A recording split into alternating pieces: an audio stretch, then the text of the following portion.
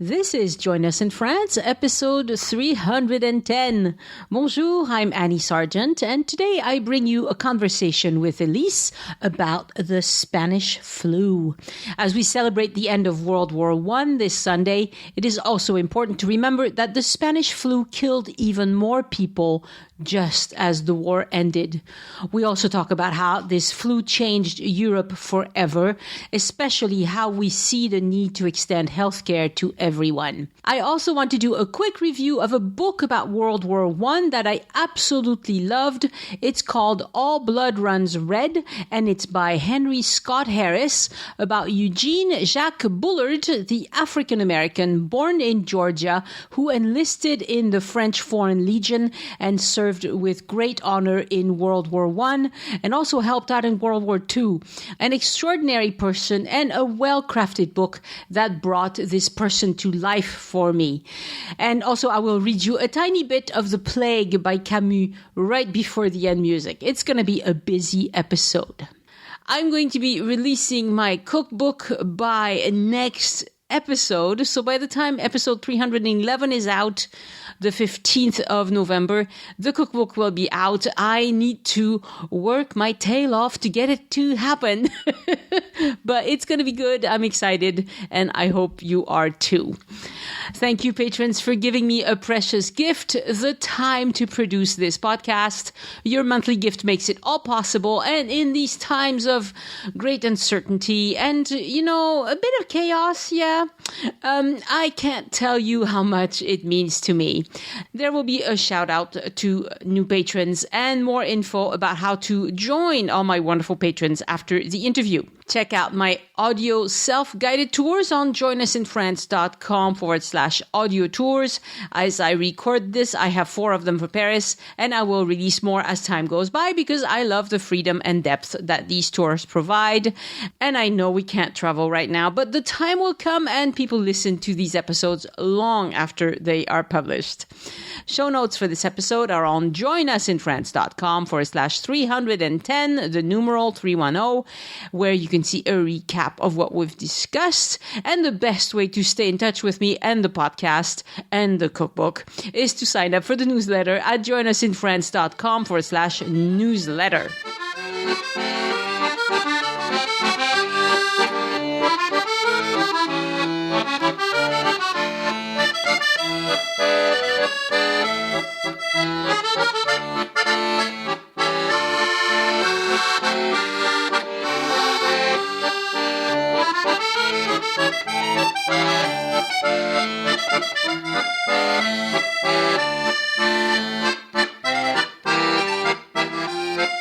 Bonjour, Elise. Bonjour, Annie. We're back today talking about a cheerful subject.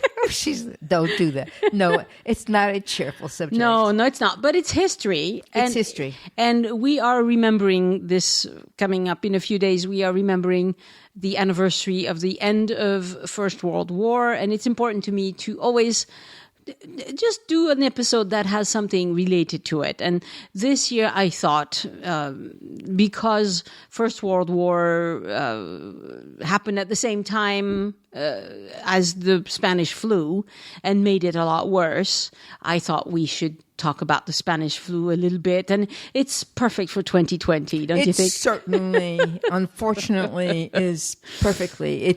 We are just about 100 years later, and we don't have a world war, thank goodness. But yeah, in a way, we're going to tell ourselves, it could have been worse. Could have been a lot worse. You'll see. You listen. You see. It could have been worse. But we are back to the whole concept of a pandemic. So here we are. Yeah. So what have you got prepared for us? Well, okay. So a little bit of background information. And as I was just saying to you off mic, this is fascinating because, well, what did I know about the Spanish flu? I knew that it was called the Spanish flu. I knew that it happened basically at the very end of World War I and that it had killed a lot of people. But that was probably the extent of what I knew about it. Right. I think most people are like that. Yeah. So first thing to know, and I think you did know this already, but I did not until I started doing the research, is that it is called the Spanish flu for a very strange reason. Yep. And that I know. She knows. She Yeah. wants to tell. Okay, she wants to tell. Annie's going to tell. Okay, here we go. It's because I mean, Spanish people, my ancestors, we have to give them credit for something. They were not involved in World War I. No. And so because of that, their newspapers still had a fair bit of freedom. As opposed to censorship, which the other countries have. Right. In France, we had major censorship. Right. In Germany, the same. In England, the same, So in Spain, they didn't have censorship. And so they were the only country that talked about this flu going around freely. Yep. And that's how it became, branded as associated with Spain. With Spain. But it did not start in Spain. No, it did not start in Spain. They had nothing to do with spreading it or anything like that. Nothing at all. And it really is a misconception that I think many, many people have. I was one of them, that it was something connected to Spain, the Spanish flu. And I find it really ironic that it's simply that it was the only country in Europe that did not have censorship in the newspapers. And because it was kept from the general public, because of the war, because they didn't want to add more bad news to what was going on, that all the other countries actually kept it from being talked about in the newspapers. And so when the Spanish journalists found out about it, and when I guess they started to have cases in Spain, they did publish articles about it, and there you are. And so everyone else started calling it the flu that basically is Spanish. Right.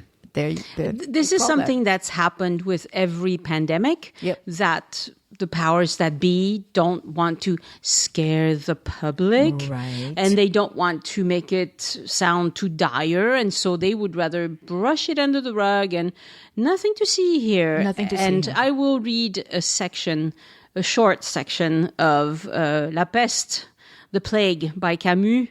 That addresses exactly this. Yes, indeed. So for those listeners out there, maybe you didn't know this either, and I certainly didn't. The flu, as far as scientists know now, started in the middle of the United States, in the Midwest.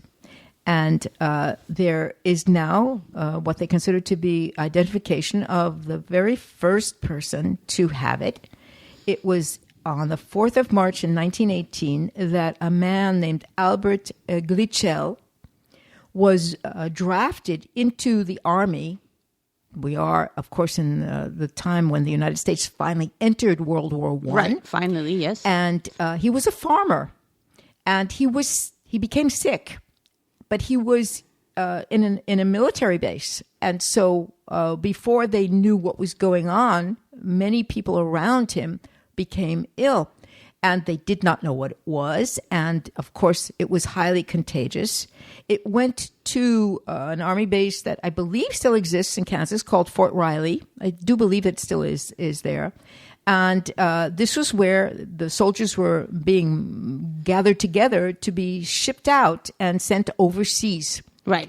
And so the estimations are that by contamination of one person to another on the military base, between 50 to 60,000 soldiers were put in contact with the flu. This was the virus that was the virus at the time.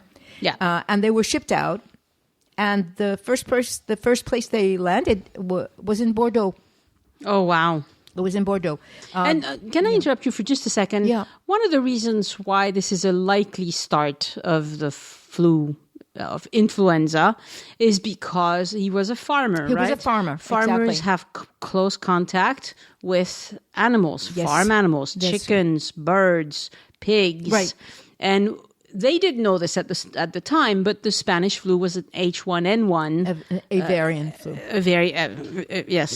Bird flu. Bird flu. And so that's probably how. Yes, they started. think that's exactly. They said he had chickens and he had ducks, and they were probably in contact. Unfortunately, like what has happened in the last 20 years in the few of the episodes that have started in Asia, the wild animals, it turns out that birds, I really don't know why. I mean, this is getting into things that take us, it's like a series of Russian dolls. You know, if you want to explore more, you can go further and further and further. It turns out that birds are carriers of enormous numbers of viruses like this, and that sometimes get transmitted to humans, but very few of them do, luckily, because they have zillions of these viruses, and the wild animals, and then maybe also the pigs, gave it to these domesticated animals, and of course he was around them. Of course, at what point, why does suddenly this turn into an active virus? Well, I don't think anybody will ever know. It's just because this is an influenza virus recombines fast. And changes into something else. Quickly. Yeah. And so that's probably what happened. Right. There were a few changes, and then there happened to be one that at least that human was susceptible to. Right. And so he got it, and then other humans around him were susceptible to it, and there you go. Yeah. Now, this is different from coronaviruses, by the way. This is one of the reasons to rejoice in 2020 is because COVID-19 is not an influenza. It's a coronavirus, which means that it does not recombine as quickly as influenza does. Which means we can study it more closely. It doesn't mutate fast. It doesn't mutate fast. Generally speaking, coronaviruses do not mutate fast. Okay. And generally speaking, influenza viruses and cold viruses mutate fast. And by not mutating, that means we can find a vaccination that might work for a longer time? It would be easier. It would be easier. Yes. It would be easier. Yeah. Okay. But I'm no doctor. I'm just. Yeah. I know this is a field you are. But this is something much more highly. I'm interested in it, yes, and I listened to a podcast called TWIV, This Week in Virology, and I tend to, remember a few bits from what they say. Yeah. So, in fact, the if you want to follow the trajectory of this, I don't. You know what? What I don't know is what did they call it immediately at the time? Did they already call it influenza? Probably influenza.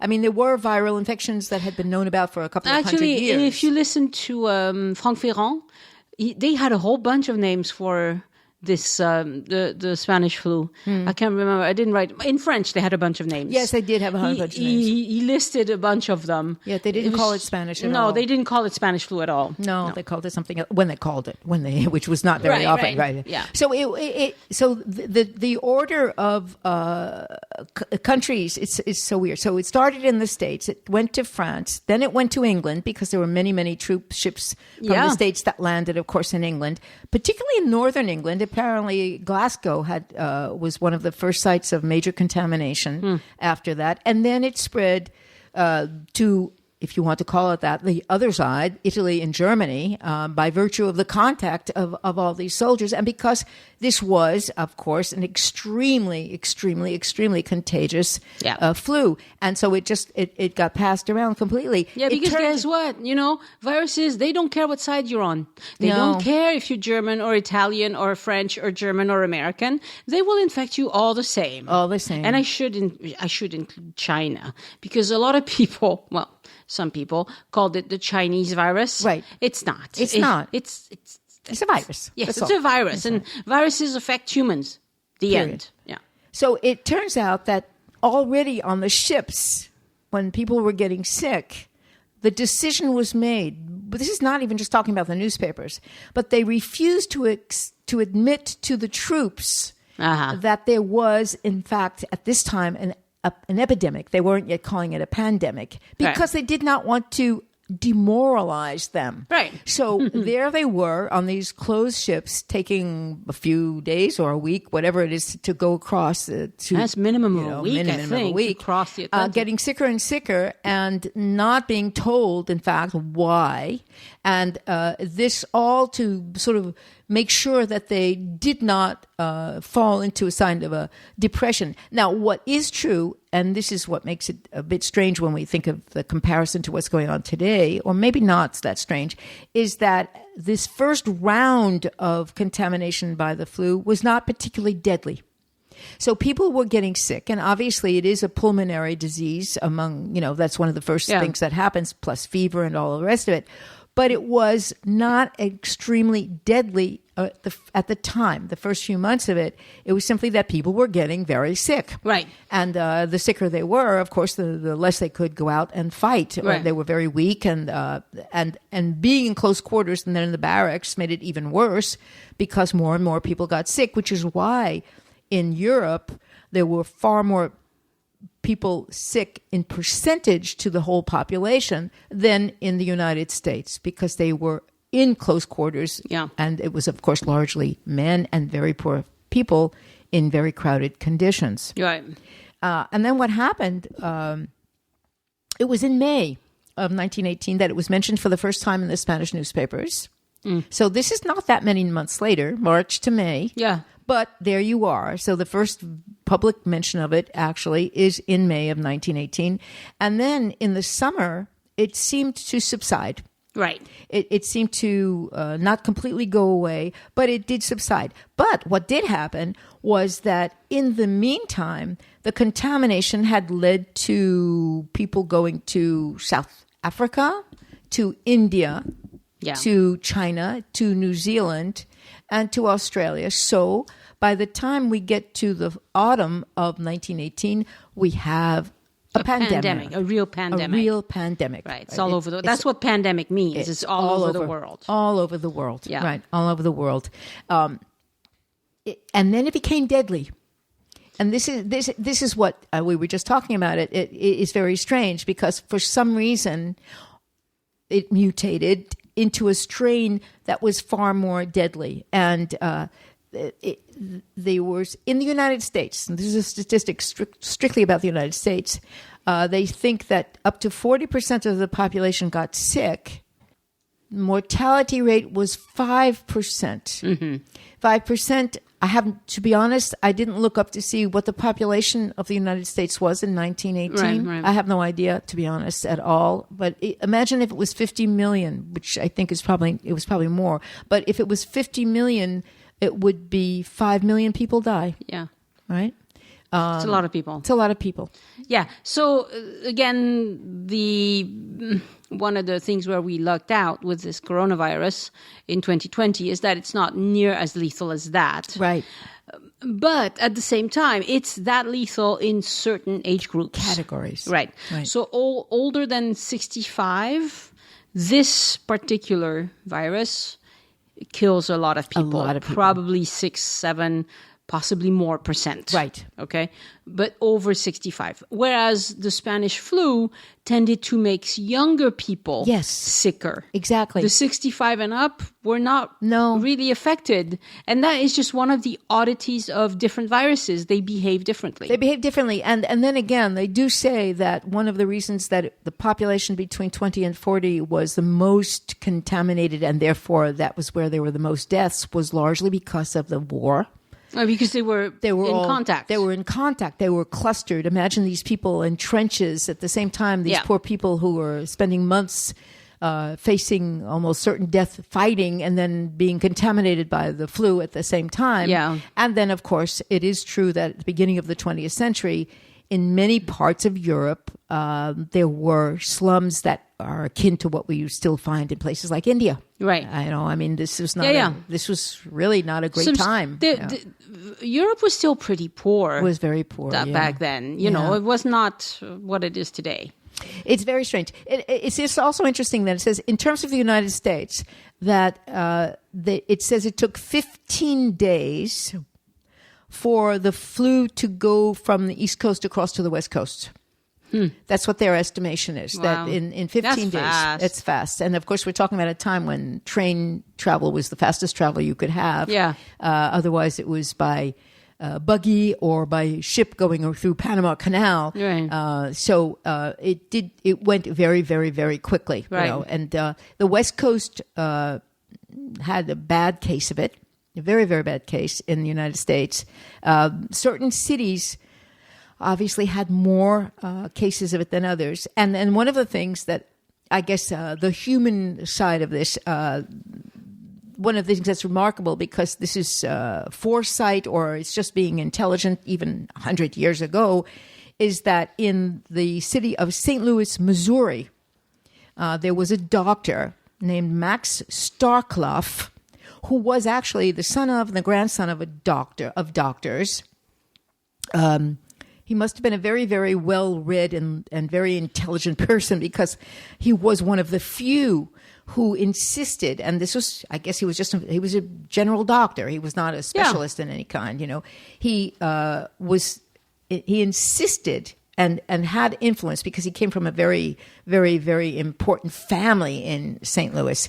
He insisted that the city close down, basically. Mm-hmm. He insisted that they close public spaces, that they close the schools, that people start distancing from one another, that they wash their hands, that there was this extensive campaign for general hygiene, and that they wear masks. Something to cover their face. Something to cover their faces. And because of that, St. Louis, Missouri, and its surrounding areas had the lowest incidence of Spanish flu in the United States.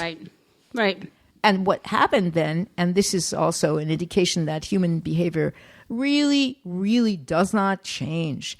On the West Coast, the city of Seattle followed these indications and basically did what this doctor suggested to do. And since, of course, it's up to every city and community to decide what to do, as opposed to a national mandate.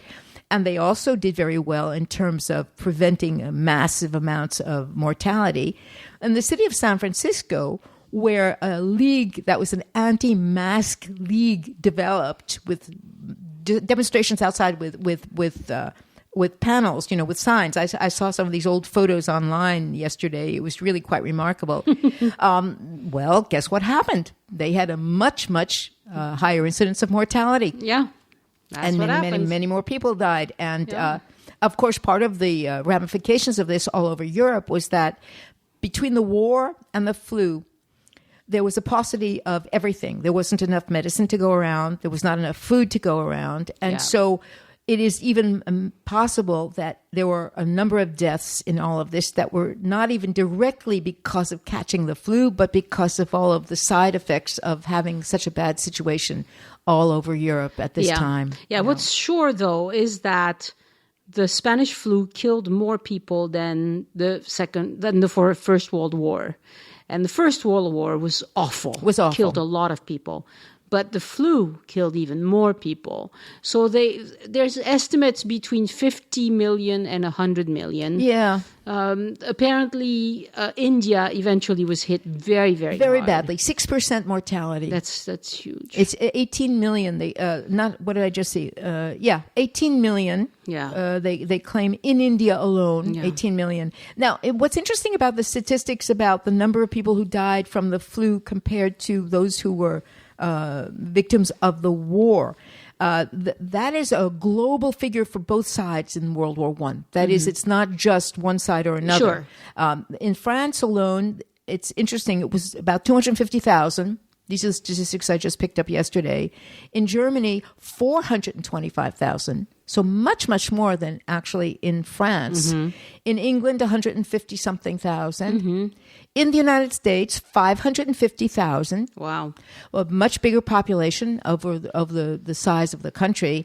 In India, 18 million at least. And in China, nobody knows exactly till to this day, somewhere between 5 and 9 million as an estimate. But again, even then, statistics coming out of China were very hard to verify. Yeah. So it was extremely, and this is, of course, the mortality. This is not just the number of people who got the flu. Right. Right. I read somewhere that it was about 40% of the population got infected. And some fraction of them died. Yeah. But by comparison, what we're experiencing this year is not near as lethal as that. It's not as lethal, but as you mentioned, it's a different part of the population, and its contagion level. No, I'm not sure if that's the correct grammatically, if that's correct. It's worse than the flu. And strangely enough, that's one of the problems. It goes around easier. It goes around more easily. Well, one of the reasons is that the incubation period for the influenza is shorter. It's shorter. So influenza is going to be between 1 and 7 days. Yes. And for coronavirus, it's between 2 and 14 days. And with the flu, there's no such thing as being asymptomatic.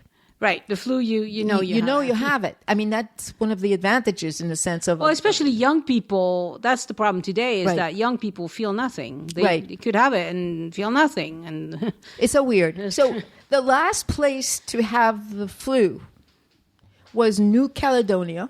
Oh. In July of 1921. That's French, by the way. Yeah, it's French. It still is. They just voted, yes. Yeah, they just voted to stay French. Right. It's kind of like Puerto Rico. Are we a state or are we a territory? Right, so it was their second vote. It's their second vote. And the first vote was like 56% in favor of staying. This one was 53% in favor of staying. Probably and I think they have a third vote scheduled already. So in a couple of years. Basically, the flu lasted, this particular bout of the flu lasted 2 years, 2.5 years.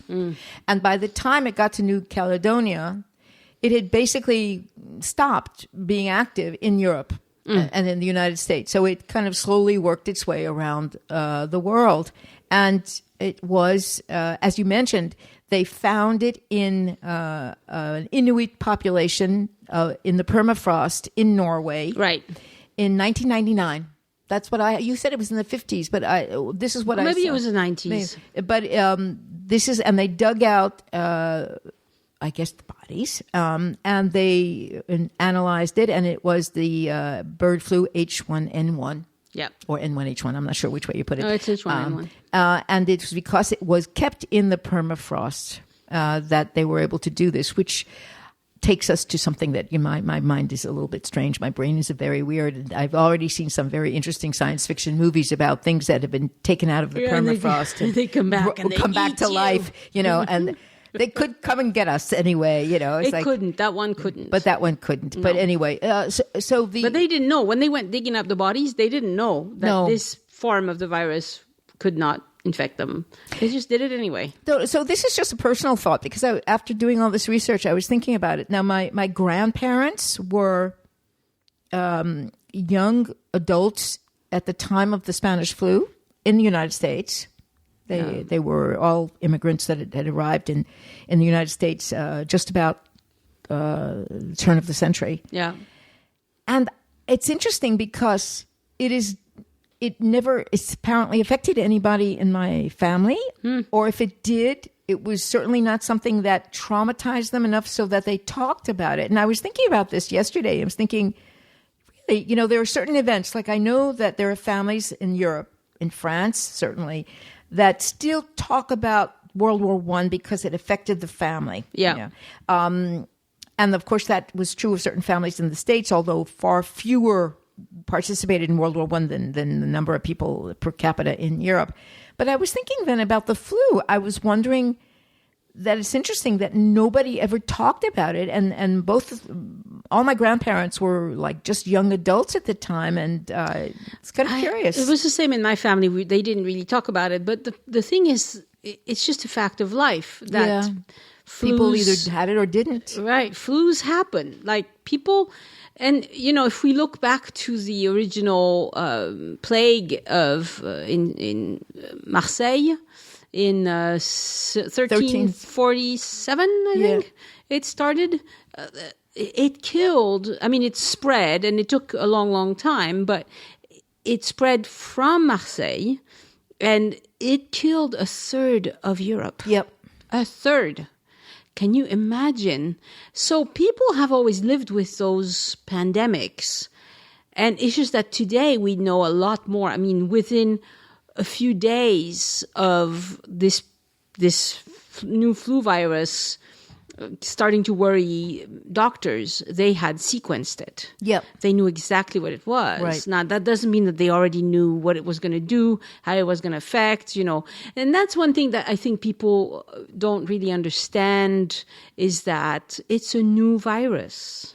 Right. We don't know how it's going to behave, because every virus is a little bit different. And just looking at the genetic code doesn't tell us everything we need to know. And so in France, we have a lot of people who are just sick of it. Like, they figure they're not going to be killed by it. And so they just want to move ahead. Like, they want to pretend like nothing's happening. That's true, I think, in a lot of places. But that I think is also a function of the attrition of living in a world where there's a lot of uncertainty that creates anxiety, and also having limitations to what you can do and the social context you can have. I totally identify with it. I mean, to me, it's extremely important to keep doing everything in terms of precautions, the distancing, the mask, the washing of your hands, and all of that. However, I know for a fact that I can tell that my body and my brain are saying, how much longer? How much longer? Yeah. How much longer before we can go back to what we used to do, before we can have where you can walk out the door and not think about it. That's basically what it amounts to. It's like, can I just go somewhere I feel like going? Can I just do this or do that? And of course, we're not there yet. Not yet. Not yet. No. No.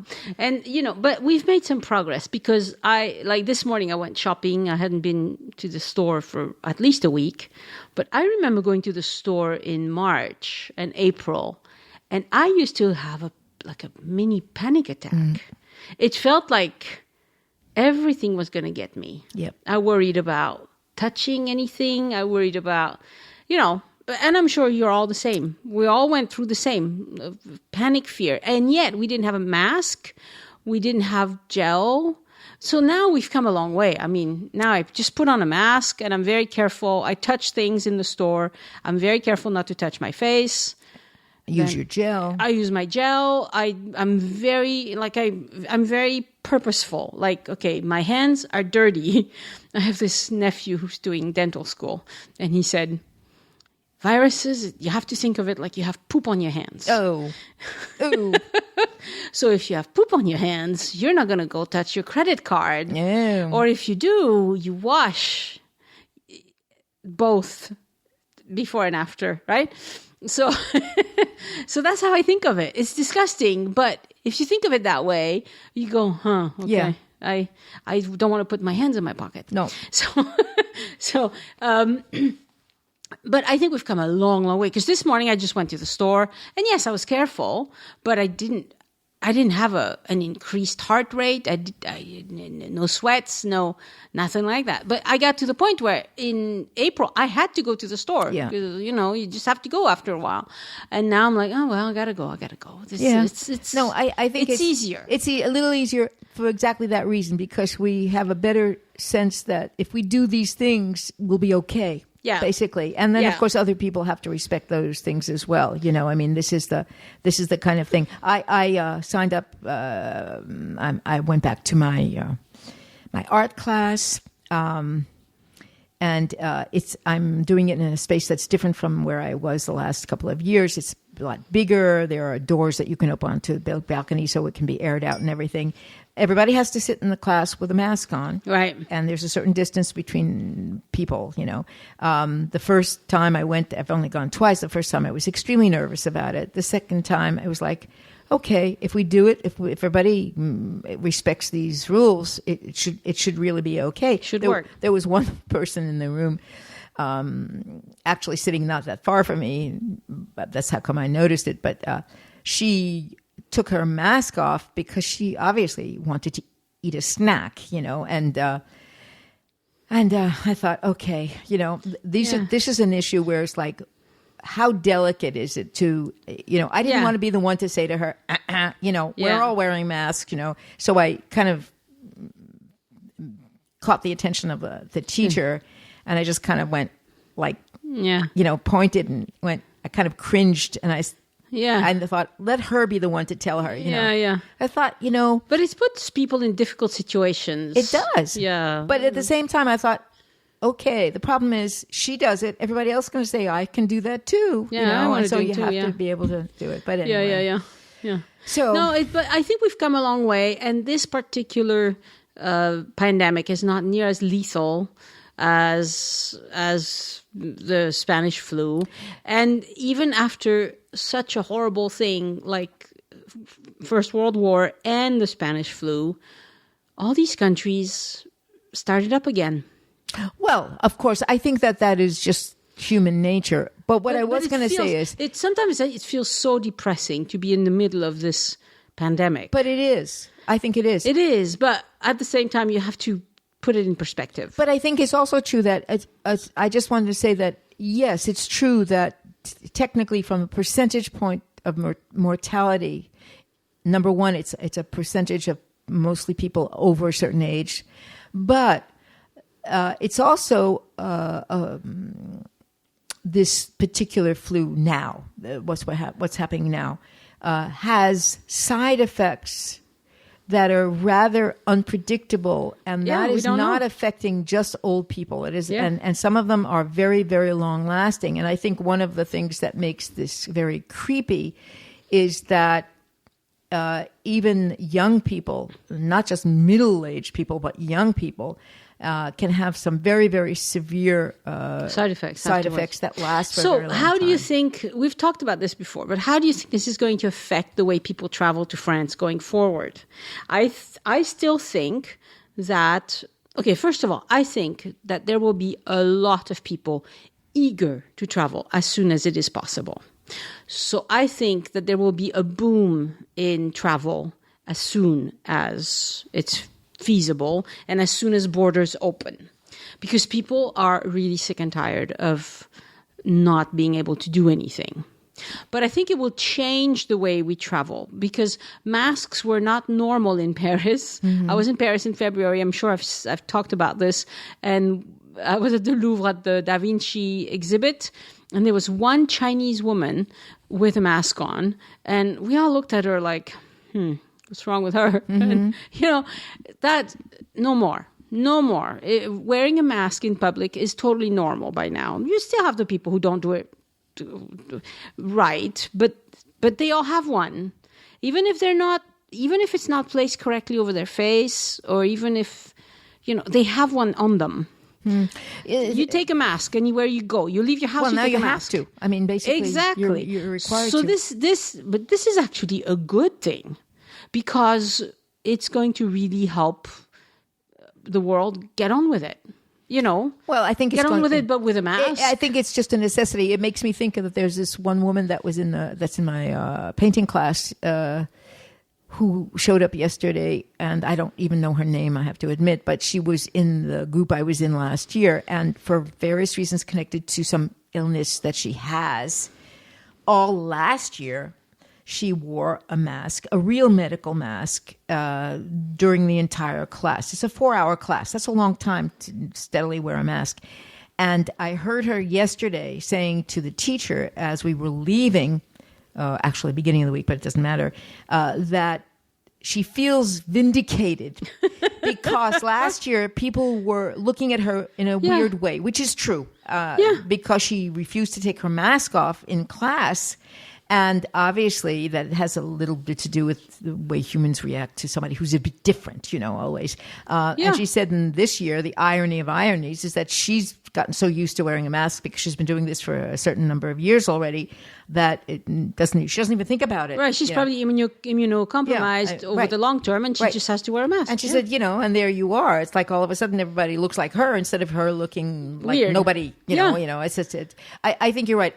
Honestly, though, I'm less optimistic in terms of long-term things. I really don't think in the near future, that is really near future, like maybe in the next 5 years or so, I don't think there will be a boom at all. I think that there will be a return to people traveling, but not the way it has been before, not for a certain number of years, not until there is really a certainty that, A, there is some kind of vaccination, or B, that this virus has decided to go somewhere else, basically. No, I don't think it's going to work like that, because, first of all, this is just one pandemic. We could have another one. There's nothing stopping. Just because you have a pandemic on doesn't mean you can't start another one. So there's that. And I think it's just people changing their habits. I think people will adjust the way they travel, but I think they will travel. I think business travel is going to probably get reduced a lot because people have gotten used to doing meetings online, whatever. I mean, you even have very old people who are pretty computer phobic figuring out how to do Zoom just fine, right. So, I mean, maybe not just fine, but eventually they figure it out. So I think we've all evolved in a way that we're just going to carry on, but I think that with changes. But I'm I would love to be able to get on a plane to go visit my family, but I'm not ready to take an 8-hour flight. Yeah, but after there's been thousands of these flights with masks on and not a single cluster starts in a flight, after. You're probably thinking, maybe I should go anyway. You see?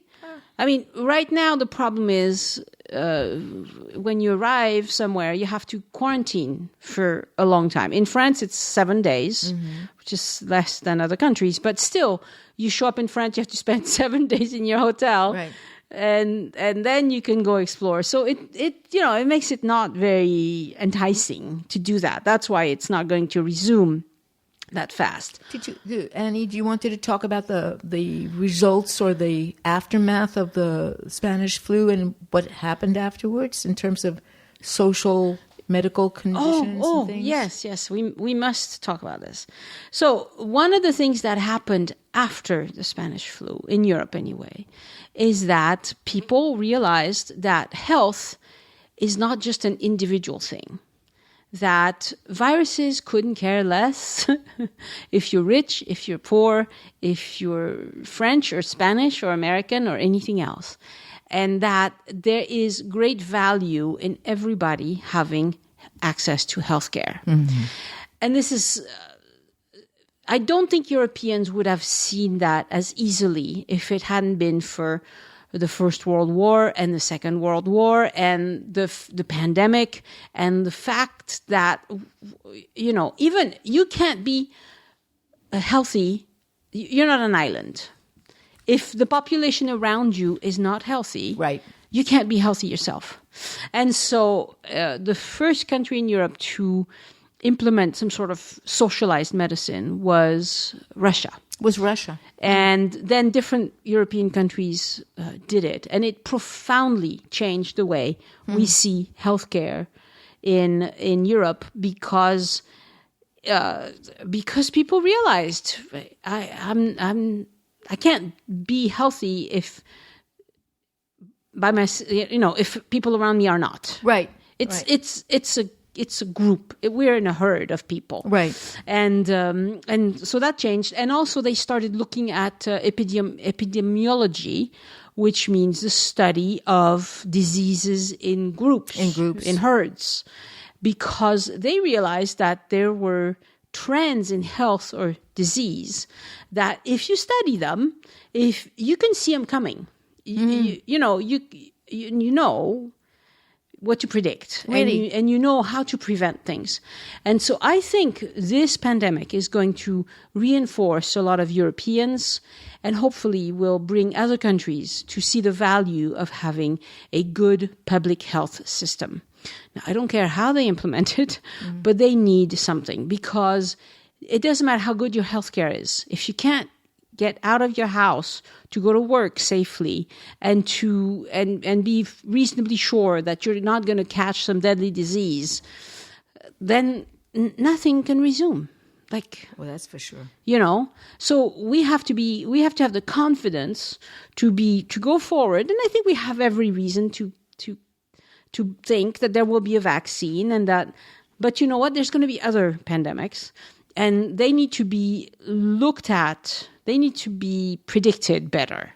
There's a lot of very smart scientists that can spend their life observing populations of wildlife. How can you predict that, though? Well, because they just take samples and they look for what viruses are in those populations. And when they see a virus that is something that looks like it could infect humans, that's a concern. And they can, trigger the alarm and say, hey, we got to be careful about this animal-human interaction. And so they know how to do this. It's just that people said, why do this? We're not at risk. Remember 2009 in France? I was in France. I had not been back in France for very long. We had an H1N1 pandemic, a declared pandemic.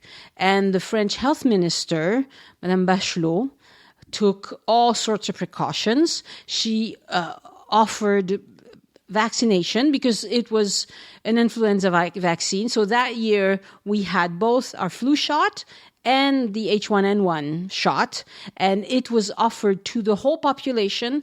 They opened, in our neighborhood, they opened the salle des fêtes because to reduce the cost, they were doing it from big vials of vaccine instead of single dose. So it wasn't like when you go get a flu vaccine, you go get the one shot for you, individual thing. But for during a pandemic, it's much simpler to just, if you want to vaccinate a great number of people, is you have a few doctors in the healthcare system, and you all line up and you all get your shot and you go home. And I don't know if you did it, but we did it. I don't think so. I have no memory of doing it. Lots of people didn't do this, but we did it because I believe in vaccines. I think vaccines have done some wonderful things, and if there's a way to protect yourself against a possible pandemic, I'm all in. Yeah. But she was widely criticized because this 2009 H1N1 didn't pandemic come to France. Well, it petered out. But you know what? That's why you do prevention. Right. So it doesn't destroy your economy and get everybody afraid and staying in their homes, So I think healthcare has to evolve, especially for Americans, because they're in a catch-22 where they have really, really good healthcare, but only if they can afford it. Only if you can afford it. And that doesn't work. Yeah, no. Because if you have to be outside in the world and have a business where you receive the public, you don't know who's coming through the door. And it's much better if everybody has good healthcare. That is a fact. Yeah. So that's the end of that. So, but I'm optimistic about travel. I'm really optimistic about travel. I think by next year, it might not be early. Yeah, no, not early in the year, not the spring, but I think by next summer, probably. Once. Okay, there's this company, French company, Sanofi Pasteur. They are the company that makes the most vaccines in the world. Yeah. Okay, they put out millions of doses of flu vaccines every year. Mm-hmm. Now, they're not the first, like with this coronavirus thing, they're not as advanced as a few other companies as far as being ready to release something. But once they have it, this vaccine is going to be everywhere. Yep. Everywhere. And so that's what I'm waiting for. I'm like, okay, Sanofi Pasteur, get on with it. Or any other company. I don't even care which one it is, but I want it to be a company that is known for producing lots of vaccines. Right. Because then they have a lot of knowledge. They have a lot of accumulated experience and authentic testing. Right. If it's your first time around, if you're, I love all these tech companies that just spring up and have wonderful ideas, but not for vaccines, not for airplanes either. No, not for airplanes either. You want them, you want tested professionals who have a lot of experience, and those people I trust. There you go. I just trust them because they've been at this for decades. Heck, it's Pasteur. Good old Pasteur. Yes. Anyway, thank you so much, Elise. Oh, thank you, Annie. All right. Au revoir. Au revoir. So I want to tell you about a book that I read and that just grabbed me because it was so good. It's a book by Henry Scott Harris about the life and legend of Eugene Jacques Bullard. He was an African-American born in poverty, born in very difficult circumstances in Georgia, and he grew up and ran away from home because life was really difficult for him. And he had grown up thinking that France was some sort of El Dorado, some wonderful place where people were free and where he wouldn't be beaten down constantly for being black. So he ran away from home at 12 to walk to the shore and get on a ship to stow away on a ship, is what he did, and come to Europe. He didn't land in France right at first. He landed in Scotland and then slowly made his way all the way to France. Along the way, he learned how to sing and dance because he got the help and the kindness of a lot of people to help him get there. And that's what makes the book wonderful, is to hear about all these people that helped him along the way. He got the help of gypsies, and the gypsies taught him how to sing and dance. And then he was waiting tables somewhere on the coast. I can't remember, in Florida somewhere. And there were some German soldiers, and so he stowed away on their ship. And then they found him, and they put him to work on the ship, and he learned German along the way because he was on that ship for several weeks. He was with the Germans for quite a while. Then he got to Scotland, where he just lived by his wits. Like, he would sing and dance, and he would just be a beggar of sorts, but he was a really young kid, and he got help along the way. He gets to London, and eventually he starts being a boxer. He wants to be hired as he doesn't want to be hired as a boxer. He wants to find a job that will where he can have a place to sleep and food, and the boxing instructor figures out that he's really good on his feet. He's a dancer. He can really fight. Anyway, this kid never lost his desire to go to France. And he shows up in France and enlists in the French Legion. And the Foreign Legion, obviously, I'm sure you've heard of it, but they will take people from all nationalities. And it's very interesting to see what it's like for him to join the Legion. And then when World War I starts, he had trained in the Legion to be a gunner, and they want him to be on a plane, on one of the early warplanes to run the gun, but he wants to be a pilot, and he convinces them to train him to be a pilot, and he's a very good pilot. Anyways, I'm cutting this short because I can't tell you the whole story. You have to read the book. You just have to read the book. Then he decides that he wants to, once the Americans join the French in the First World War, he wants to go fight with the Americans. And by then he is a pilot. He's done some amazing feats flying his planes. The thing is, Americans don't want a black pilot, and so he's faced with the prejudice again. And there's plenty of prejudice in France too, but it's not quite as ingrained in the system. Let's put it this way, because he was quite the extraordinary person. After the war, he meets this lady who is from royal descent and marries her and has children with her, and tragically she dies. And I really can't tell. Second World War happens, and he becomes a spy because he can speak German, right? He learns French, obviously, but he can speak German as well. And by then he owns a cabaret in Montmartre. And so he decides that he's going to inform the French army on the Germans, because he overhears all these conversations. So the Germans put a ransom on his head, and he escapes France and the war, and the Second World War, and goes back to the U.S. And in the U.S., his life resumes, but it's very difficult for him because in the U.S. he's not the soldier that everybody knows and everybody loves.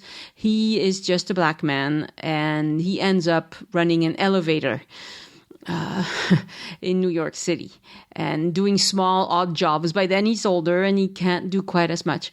Anyway, I cannot recommend this book enough. Now, there's several books about him, but the one I really enjoyed is by Henry Scott Harris, and I'll put a link in the show notes because I think it just grabbed me and wouldn't let go. I think you will enjoy this. And it's amazing to see the fate of really brave people and how much they can achieve in their lives, and to see what it's like to serve in the French Legion too, because I had no idea how much they did in the First World War and all of that. So highly recommended. All Blood Runs Red by Henry Scott Harris.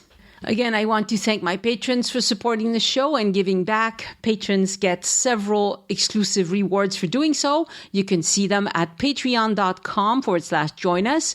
Patreon. Join us, no spaces or dashes. Thank you to all of you for supporting the show. Some of you for many years now. You are wonderful. And a shout out this week to new patron, Karen McFarland. Thank you so much for becoming a patron and making this podcast possible. And thank you also, Paul Trainer, for increasing your pledge. I'm particularly happy to see how many of you opted for the yearly pledge that I was trying out for my Patreon anniversary in October. In the month of October. I will extend that for November and December, hoping that the trend continues. And in return, my new patrons will get 3 nice things. Number 1, they'll get a discount on their pledge. You pay for 10 months and you be a patron for 12 months. Number 2, if you share your mailing address, I will send you a postcard. And in the envelope with the postcard, I will also include 2 of the new Join Us in France stickers. Those stickers won't be for sale anywhere. The only way to get them is to become a yearly patron. It doesn't matter how much you pledge. If you go yearly, you get the stickers. This goes until the end of the year, and thank you again for your support. And if you're expecting a postcard, I'm just waiting for the stickers to arrive, and then I'll have them all ready. And they won't necessarily be postcards of Toulouse. Some of them are Toulouse, some of them are Paris. Anyway, it'll be a postcard of France. Thank you also, Sarah Smith, for your one-time donation via the Tip Your Guide button on joinusinfrance.com, on any page there. Thank you for suggesting an episode. I've reached out to the folks you recommended. I need new episodes, so if you have good ideas, this is the time to speak up. And if you'd like to support the show without spending a penny you wouldn't have otherwise, remember the Amazon link. So at the bottom of any page on joinusinfrance.com, you will have an Amazon ad. Click on that, start your shopping from there, and the show gets a small commission. And thank you so much for remembering to do that. For my personal update this week, I've been home all week. My daughter, went back to her studio in Toulouse for now. The universities are supposed to do everything remotely, but not exams and not lab work. So she has to be in the city for many things. And so she's decided it's safer to just move back into her studio. I've decided to go back to mostly ordering from the grocery store curbside, which in France we call, drumroll, un drive.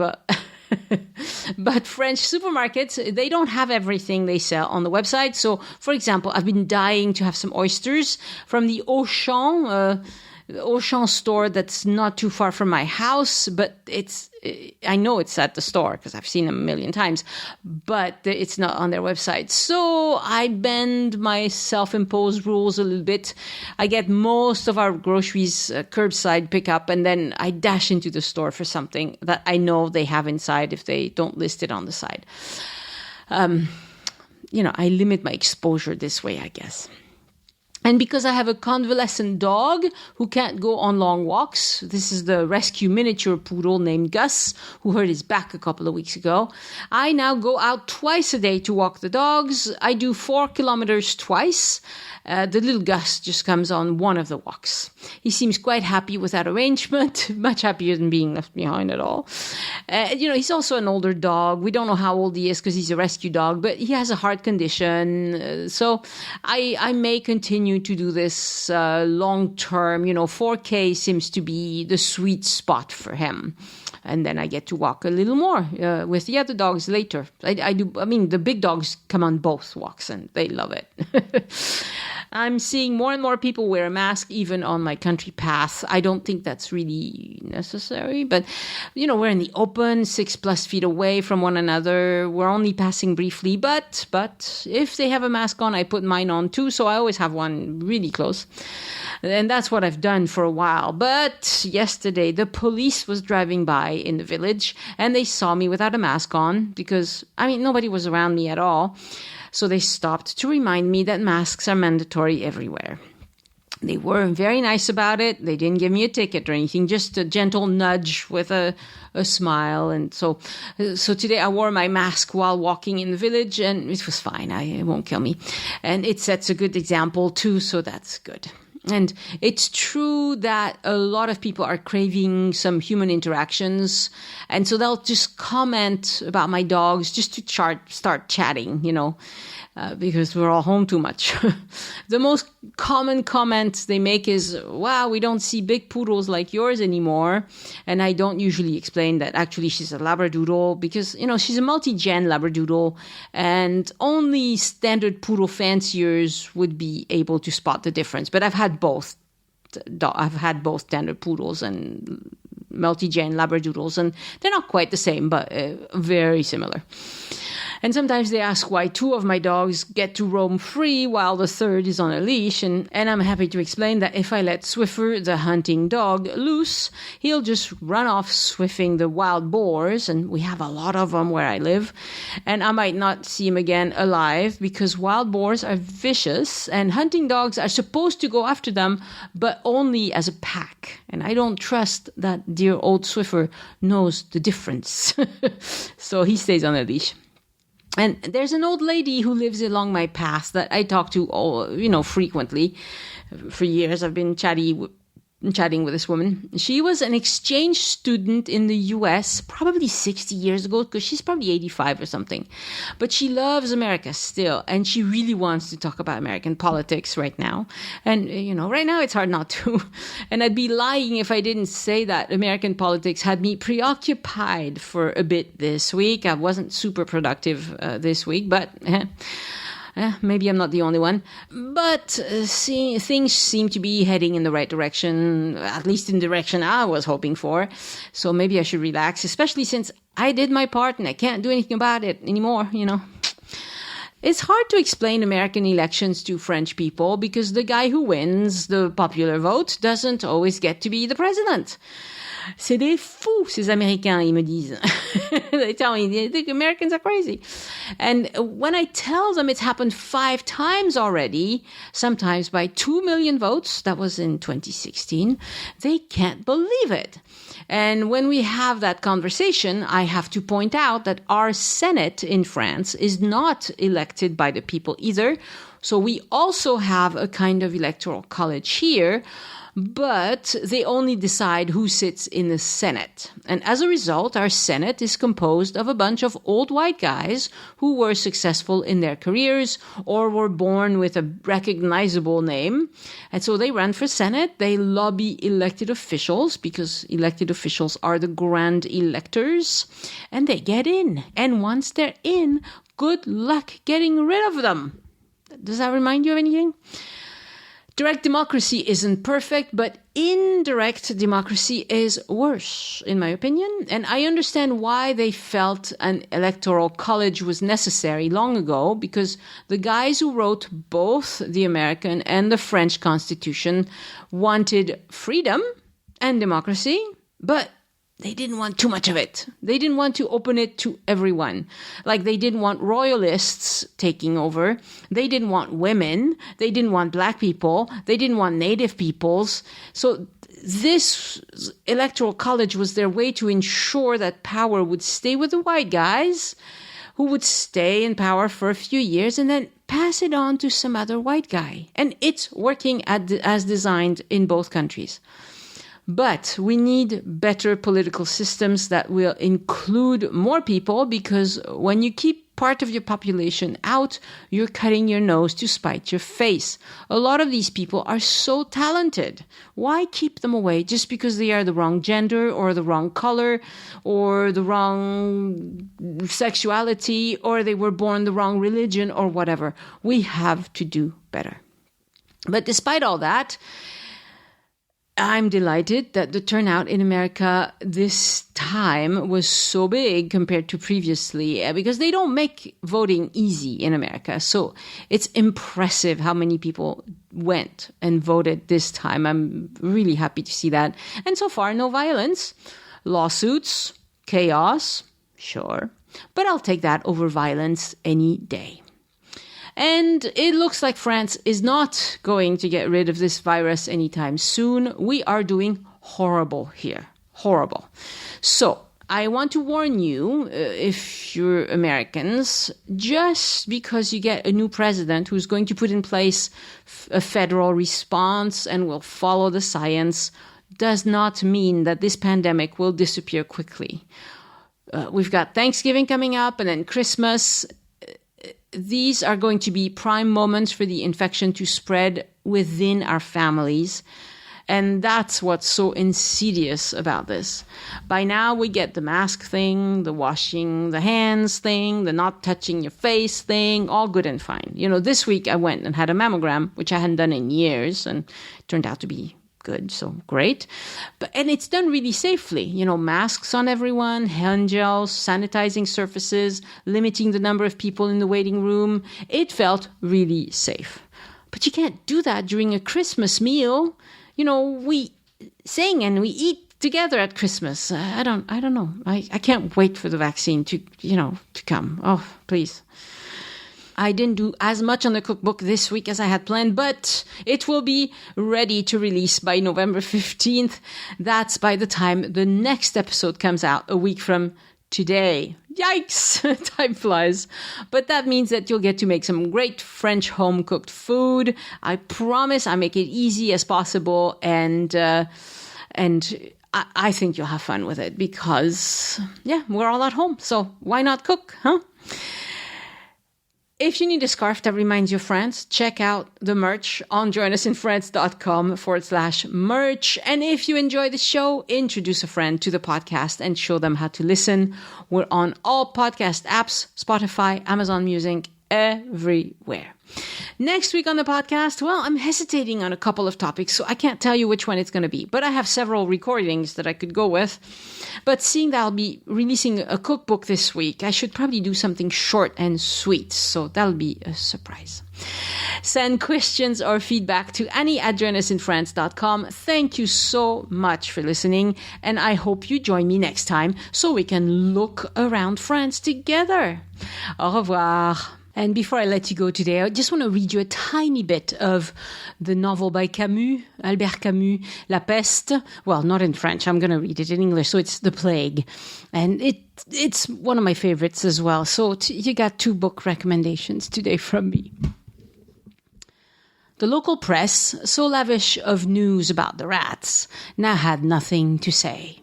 For rats died in the street, men in their homes, and newspapers are concerned only with the street. Meanwhile, government and municipal officials were putting their heads together. So long as each individual doctor had come across only 2 or 3 cases, no one had thought of taking action. But it was merely a matter of adding up the figures, and once this had been done, the total was startling. In a very few days, the number of cases had risen by leaps and bounds, and it became evident to all observers of this strange malady that a real epidemic had set in. This was the state of affairs when Castel, one of Rieu's colleagues and a much older man than he, came to see him. Naturally, he said to Rieu, "You know what it is." "I'm waiting for results of the postmortems." "Well, I know, and I don't need any postmortems. I was in China for a good part of my career, and I saw some cases in Paris 20 years ago. Only one dared to call them by their name on that occasion. The usual taboo, of course. The public mustn't be alarmed. That wouldn't do at all. And then one of my colleagues said, 'It's unthinkable. Everyone know it ceased to appear in Western Europe.' Yes, everyone knew that, except the dead men. Come now, Rieu, you know as well as I do what it is." Rieu pondered. He was looking out of the window of his surgery at the tall cliff that closed the half-circle of the bay on the far horizon. Rieu pondered. He was looking out of the window of his surgery at the tall cliff that closed the half-circle of the bay on the far horizon. Though blue, the light had a dull sheen that was softening as the light declined. "Yes, Castel," he replied. "It's hardly credible, but everything points to its being plague." Castel got up and began walking towards the door. The Join Us in France Travel Podcast is written and produced by Annie Sargent and copyright 2020 by Addicted to France. It is released under a Creative Commons Attribution, Non-Commercial, No Derivatives license.